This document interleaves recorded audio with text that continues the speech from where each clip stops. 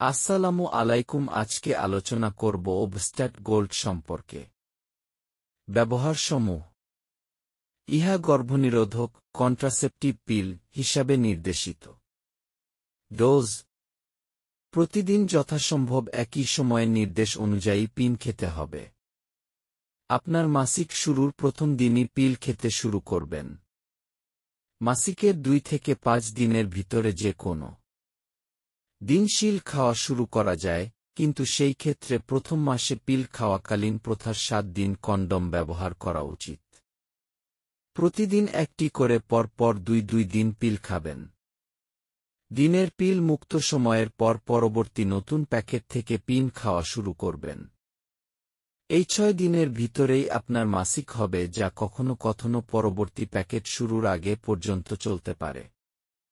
মাসিক চলতে থাকলেও এই শিল এর পরবর্তী প্যাকেট 7ম দিনে আরম্ভ করুন। আপনি যত দিন সন্তান না চাইবেন, ততদিন এই নিয়মে পিল খাওয়া চালিয়ে যাবেন। এ ওষুধের পার্শ্ব প্রতিক্রিয়া যেমন মাসিকের মতো রক্তপাত, স্তনে ব্যথা ও স্তন ফুলে যাওয়া, মাথা ব্যথা, মাইগ্রেইন, বমি ভাব, পেটে ব্যথা, পায়ে টান পড়া, দুর্বলতা, ওজনের পরিবর্তন, ক্ষুধা-মন্দা, মাথা ঘোরা, উচ্চ রক্তচাপ, পা ফুলে যাওয়া, রক্তনালীতে রক্ত জমাট বাঁধা ইত্যাদি হতে পারে।